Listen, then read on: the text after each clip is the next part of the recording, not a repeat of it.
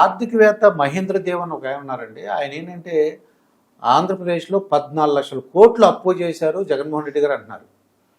YCP వాళ్ళు ఏమన్నారంటే మరి దీనికి డబ్బులు ఇస్తారు కదా చంద్రబాబు నాయుడు, అప్పుడు ఇంకా దివాళా తీస్తుంది కదా, అంటే దీని అర్థం ఏంటని అడుగుతున్నారండి. ఈ నెల ఇస్తాడు, దీనికి డబ్బులు ఇస్తానన్నాడు.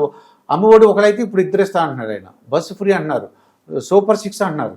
ఇవేలా ఇస్తారు? వాళ్ళకి తెలియని విషయం ఏంటంటే అండి, ఇప్పుడు వైసీపీ కార్యకర్తలకి వైసీపీ తరఫున మాట్లాడే వాళ్ళు కూడా తెలియని విషయం ఏంటంటే, తెలిసినా మాట్లాడని విషయం, జగన్మోహన్ రెడ్డి గారు ఆయన చేతిలోకి వచ్చిన 2,25,000 కోట్లు అప్పు ఉంది అధికారం ఆయన చేతికి వచ్చేటప్పటికి. అంటే దాదాపు 11.5 లక్షల కోట్లు అప్పు చేశాడు. ఇదంతా ఏం చెప్తున్నాడంటే నేను పథకాలు ఇస్తున్నాను, అప్పు చేసి కూడా పథకాలు ఇస్తున్నాను అన్నాడు. దాంట్లో ప్రాథమికంగా అప్పు చేసి నిన్ను ఎవడేమన్నాడో అనేటువంటి ప్రాథమికంగా ప్రశ్న వస్తుంది.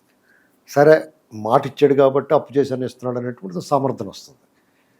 అయితే ఆ డబ్బు అంతా ఏమైంది, నువ్వు ఎంత ఇచ్చావు, ఈ పథకాలకు నువ్వు ఎంత ఖర్చు పెట్టావు? ఆయన నోటితో ఆయనే స్వయంగా 2,80,000 కోట్లు ఖర్చు పెట్టాను అని చెప్పాడు. పథకాలకి 2,80,000 కోట్లు ఎవరన్నా వేసారా అని 100 సార్లు చెప్పాడు. సరే 3 లక్షల కోట్లు అనుకుంటుంది. 11.5 3.5 తీసేస్తే 8.5 లక్షల కోట్లు ఉండాలి కదా మూట. రాష్ట్రంలో ఆదాయం పెరిగింది. ఎలా పెరిగింది?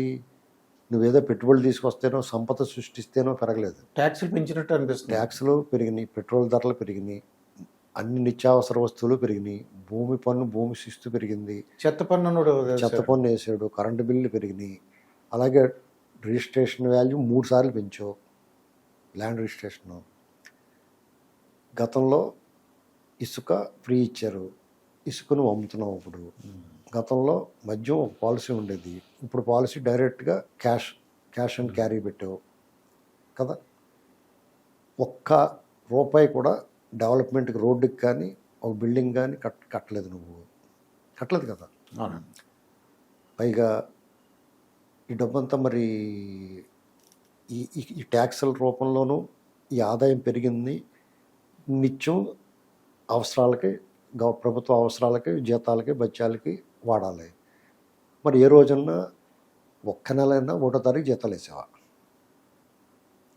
పోనీ వాళ్ళకి పిఆర్సీలు లేకపోతే ఫిట్మెంట్లు పెంచడం, డిఏలు ఇలాంటివి ఏం చేయలేదు కదా. అది కాకుండా నువ్వు 2,000 3,000 చేస్తాను, అది కూడా 5 ఏళ్ల పాటు ముక్కు మూలుగుతో చేసు. రైతులు వేస్తాం ఇలాంటివి ఏదో అన్నావు, అది కూడా సెంట్రల్ గవర్నమెంట్ ఇచ్చిన దాంతో కలిపి నువ్వేమో దానికి ఇలా అక్షంతలు జల్లి ఇచ్చావు. నువ్వు కొత్తగా కనిపెట్టింది ఏముంది? పోలవరానికి వాళ్ళు ఖర్చు పెట్టిన డబ్బులు రీఎంబర్స్మెంట్ డబ్బులు తీసుకున్నావు. పోలవరం ఒకళ్ళు కట్టిన వాళ్ళు ఇచ్చిన డబ్బులే ఉంటున్నాయి. ఉన్న రాజధాని పాడు చేసావు. ఇక్కడ ఆ రీఎంబర్స్మెంట్ డబ్బులు తీసుకున్నారు. గతంలో చంద్రబాబు నాయుడు గారు హయాంలో చేసిన కాంట్రాక్టుల బిల్లు అనే కొట్టాడు. అంటే ₹6 ఖర్చు కూడా లేదు అతను. ఆఖరికాలు చచ్చి చెడి కోట్ల దాకా వెళ్ళి పీక్కు తినేస్తే అప్పుడు ఏదో కొద్దిగా పాడేసాడు. ఇలాంటి పరిస్థితుల్లో అతను ఆ పథకాలకు ఇచ్చిన 2,80,000 కోట్లు మిగతా 8 లక్షల కోట్లు ఎక్కడ? Where is the money? ఏమైంది? ఇప్పుడు చంద్రబాబు నాయుడు గారు ఆయన చేతికి వచ్చేటప్పుడు ఇలా ప్రశ్నించే మెదడు కుళ్ళిన వాళ్ళకి ఆలోచించాల్సింది, చెప్పాల్సింది, తెలుసుకోవాల్సింది ఏంటంటే, చంద్రబాబు నాయుడు గారు చేతిలోకి వచ్చేటప్పటికి వాళ్ళకు ఒక ఆఫీస్ లేదు, అసలు ఏమీ లేదు. వచ్చాడు, భూ సమీకరణ, పట్టిసీమ, రాయలసీమ ఎండిపోకుండా పట్టిసీమ నీళ్ళు ఇచ్చాడా లేదా? కళ్ళ ముందు కనిపిస్తుందా? పోలవరం సెంట్రల్ గవర్నమెంట్ నిధులు, కేంద్ర ప్రభుత్వ నిధులైనా 70% పూర్తి చేసాడు కదా. ముందు వీళ్ళు పెట్టుబడి పెడతారు, రీఎంబర్స్మెంట్ చేస్తారు. కేవలం ఖర్చు అంతా వాళ్ళదైనా వీళ్ళు సూపర్విజన్. అది కాకుండా కియా మోటార్స్కి అది తీసుకొచ్చారు కంపెనీ. దాని నీళ్లు కావాలంటే నీళ్ళు ఇచ్చారు, అక్కడికి మౌలిక వసతులు కల్పించారు. రాష్ట్రంలో కేంద్ర ప్రభుత్వ నిధుల్ని జాగ్రత్తగా ఒడిసి పట్టుకుని పంచాయతీరాజ్ నిధుల్ని సీసీ రోడ్లు వేసాడు, 1000 కిలోమీటర్లు. అమరావతి సచివాలయం కట్టారు కదా, సెక్రటేరియట్ కట్టారు, అసెంబ్లీ కట్టారు, కౌన్సిల్ హాల్ కట్టారు, హైకోర్టు కట్టారు. వీళ్ళందరికీ క్వార్టర్స్ కట్టారు, అధికారులకి, ఉద్యోగస్తులందరికీ. అక్కడ రోడ్లు గిడ్లు అన్నీ వేశారు కదా. ఇది ఏం చేసాడు?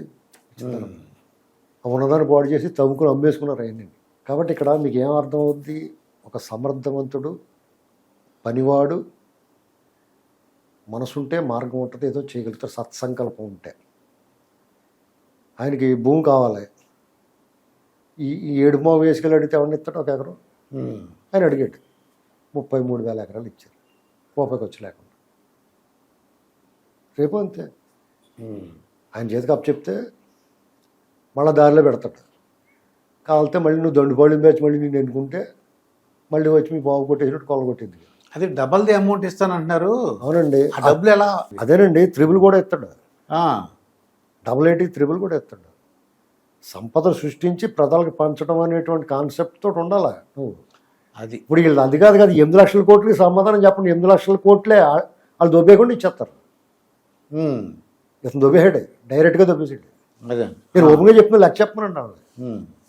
అప్పు తెచ్చిన డబ్బులు నువ్వు ఎవరికి ఇచ్చావు, నీకు లోన్లు ఇప్పించినోడు సగం ఇచ్చేసావా అది చెప్పు, ఓపెన్గా చెప్పు. అందుకునేనా ఎప్పటికీ నీకు నాకుతున్నారు ఇంకా వాళ్ళు. ఓపెన్గా చెప్పాలి, ధైర్యంగా నువ్వు చెప్తున్నావు కదా. ఇందులో దాపరకం ఎందుకండి, ముసుగులో గుద్దులాట ఎందుకు, నేను దొంగోడిని అంటే ఈయన ఆదాయం సృష్టించి సంపద సృష్టించి అంటే ఆదాయ వనరులను సమీకరించి అప్పుడు పంచుతాను అంటున్నారు మీరు చెప్పిన మీద అంతా డిప్లొమాటిక్గా మాట్లాడే అవసరం లేదండి. నేను దొబ్బేయకుండా ఎవరి దానికి ఇచ్చేస్తాను రా బాబు అంటున్నాడు. ఈయన దొబ్బేయడం అంతే తేడా, అంతే సింపుల్. ఆయన ఇసుక ఫ్రీగా ఇచ్చాడు లేదా, ఇచ్చాడు లేదా, నువ్వు ఎందుకు ఇవ్వలేకపోయావు. పైగా రూపాయి ఆదాయం ప్రభుత్వానికి జమ కట్టి ₹1,00,000 దొబ్బేస్తున్నారు. చంద్రబాబు గారు హయాంలో ఎప్పుడన్నా ఇసుక కొండలు చూసారా మీరు ఆంధ్రప్రదేశ్లో? ఫ్రీ అండి, ఇసుక కొండలు చూసారా మీరు? పర్వతాలు ఉన్నాయి. అవును అవును, ఇసుక కొండల్లో ఇప్పుడు చూడలేదు. ఇప్పుడు పర్వతాల కింద పెట్టేసి ఉండిచ్చాడు, పోగేసి నదీ గర్భం తొలిచేసారు వీళ్ళు. కడుపులో తల్లి కడుపులో చేయటి పేగులు తీసినట్టు తీస్తారు వీళ్ళు. మద్యం దానికి ఒక లిక్కర్ డిపో, దానికి ఒక లెక్క పత్రం, ఎవడన్నా అమ్ముకునేవాడు కూడా వాళ్ళు డీడీ ఇచ్చి పారదర్శకం అంతా కూడా ఆన్లైన్ కరెక్ట్ పర్ఫెక్ట్గా ఉంటుంది. నువ్వు అసలు ఎంత అమ్మేవు, నువ్వు ఎక్కడి నుంచి తెచ్చావు, నీ ఎంతగా తయారైంది, దాని ఓనర్ ఎవడో, దా బ్రాండ్ ఏంటి, అది నాణ్యత ఉందా, నాసిరకమా, అందులో సబ్బు నీళ్ళు కలిపేసి ఇచ్చేస్తున్నావా, ఇంట్లో సాంబారు ఉండి ఇచ్చేస్తున్నావా, ఏదైనా లెక్క ఉందా ఎవరికన్నా? ప్రజల బలహీనత మీద, తాగుబోతుల తాలూకా వ్యసనం మీద నువ్వు డబ్బులు చేసుకుంటున్నావు. దానికంటే కూడా శవాన్ని కోసుకుని కూర వండుకుని అది మంచి పని, ఆకలి తీరుతుంది. దానికన్నా దారుణం ఇది. ప్రజలు పేగులు పుల్లెడిపోతున్నాయి కదండి. మద్యం ప్రియులు ఉంటారు, వాళ్ళు బ్రాండ్లు తాగేవారు, వాళ్ళకి ఆ బ్రాండ్ వాల్యూ అంటే జాగ్రత్తగా నాణ్యత అన్నీ కాపాడుకుంటారు. నీ బ్రాండ్కి వాల్యూ, నీకే వాల్యూ లేదు, వాటికే వాల్యూ ఉంటుంది. దొంగోళ్ళు కదండి వీళ్ళంతా. డైరెక్ట్ క్యాష్ అండ్ క్యారీ ఎందుకు, ఆ డబ్బంతా ఏం చేద్దామని వీళ్ళు గోలపడలేక అక్కడక్కడ పేటీఎం పెడతారు కదా, అలాంటిది ఏదో ఇలాగని కట్టేస్తారు డబ్బులు. అవన్నీ ఆ పక్కన ఉంటాడు ఇంకోటి దొంగోడు, ఆ నెంబర్ అది, ఆ డబ్బులు దానికి పోతాయి మళ్ళీ తృప్తిపరచడానికి. ఇవన్నీ చూడాల్సిన ఆఫీసర్లేమో ఆడ కాళ్ళకాడ కూర్చొని బూట్లు వెళ్తూ ఉంటారు. నాలుగులు ఎరిగిపోయినాయి వాళ్ళందరికీ. నాకి నాకి నాకి ఇలాంటి దరిద్రాన్ని చేసి, ఎంత గొప్ప రాష్ట్రం అండి మనది, ఎంత మంచి అధికారులు ఉండేవారండి, ఎంత గౌరవంగా ఉండేది. ఒక దొంగోడు వచ్చాడంటే అందరూ దొంగలు చేస్తారు. ఒక వేసి 10 మందిని వేసులు చేసేస్తుంది. దాని ఒక్కదాన్ని చూపించకూడదు ఏలెత్తని, మిగతా వాళ్ళు కూడా రండి మీరు కూడా చేసేయండి అని చెప్పి చేస్తుంది. అలా దొంగోడు అవినీతిపరుడు అంతే, అందరిని అవినీతిపరులు చేస్తే ఇంక గొడవడదు కదా, ఎవడు చేయట్లేదండి. ఇప్పుడు ఏమంటున్నారు, అంత కామన్ అయిపోయిందండి, ఇప్పుడు అంత సోషల్గా ఉంటున్నారు అందరిని. సినిమాలు చూసి పాడైపోరండి అని అంటున్నారు. ఇప్పుడు సినిమాలు చూస్తే ఎందుకు పాడైపోవాలి, మన పద్ధతిగా ఉండాలి కదా. అలా జనరల్ చేసేస్తారు, అలా చేసేట ఇతను. ఇప్పుడు 5 లక్షల కోట్లు మీరేం బెంగెట్టుకోకుండా తల కిందులుగా ఎలాడదీసి, చర్మం ఒలిచేసి, ఏ కీలుకా కీలు విరిచేసి, ఏ గోరుకా గోరు ఒలిచేసి వాళ్ళ చేత కక్కిస్తారు డబ్బులు. మీరు అని వదిలేస్తారా ఉన్నారా? ఎందుకు వదిలేస్తారా? అది ప్రజల సొమ్ము కదా, ప్రజల సొమ్ము కదా, మొత్తం కక్కిస్తారు. ఎక్కడ పెట్టుకెళ్తే ఎక్కడ పారిపోతారు వీళ్ళు? ఎక్కడికే పారిపోలేరు వీళ్ళు. అష్టదిగ్బంధనం చేస్తారు, సరిహద్దులు మూసేస్తారు వీళ్ళందరికన్నా. ఎవడ కూడా మొత్తం కక్కాల్సిందే. మామూలుగా అయితే 2014 ముందు 2019 ముందు వాళ్ళు దొబ్బేసిన డబ్బులు అంత రిస్క్ లేకపోను. ఇప్పుడు 19 నుంచి 24 వరకు చేసిన దొంగతనాల డబ్బులతో పాటు పాతవి కూడా మొత్తం కక్కాలి. ఇప్పుడు అందరం ఈ బ్యాచ్ అందరూ కూడా మళ్ళీ బోడిగుండ్లు అయిపోయి రోడ్డు మీద తిరుగుతారు వీళ్ళంతా. ఎవరినే మిగల్చరండి, మొత్తం లాగేస్తారు. ఒక చట్టం ఉంది ఆంధ్రప్రదేశ్లో, చట్టం చేసిండే అవినీతి అక్రమార్జన డబ్బుని ప్రభుత్వాన్ని దగలు చేస్తారు. రెవెన్యూ రికవరీ యాక్ట్ అంటారు. దాన్ని తీసుకొచ్చి మొత్తం ప్రభుత్వాన్ని జమ వేసేసుకుంటారు. వాళ్ళందరికీ ఒంటి మీద గుడ్లతో వదిలేస్తారు. ఏదో తేలిగ్గా తీసుకుంటున్నారు, ఎవరు పట్టుకుంటారు, లేకపోతే పార్టీ మారిపోవచ్చు అనుకుంటున్నారు. అది పార్టీ మారిపోయి శుద్ధపూసలు అయిపోదాం అనుకుంటే మాలాంటి నోరు మూసుకూరుకుంటామా? ఖచ్చితంగా మాట్లాడతాం. అవునండి. మొత్తం కక్కిచ్చిదా కూరుకుంటాం ఏంటండి? అలాగా చంద్రబాబు నాయుడు గారికి ఆయన ప్లాన్ ఆయనకు ఉంటుంది. అదే. ఏమైనా పనివాడు, పనికి మాలినోడే ఇవ్వగలేదు, పనివాడు ఎందుకు ఇవ్వలేడు? అవునా కదా?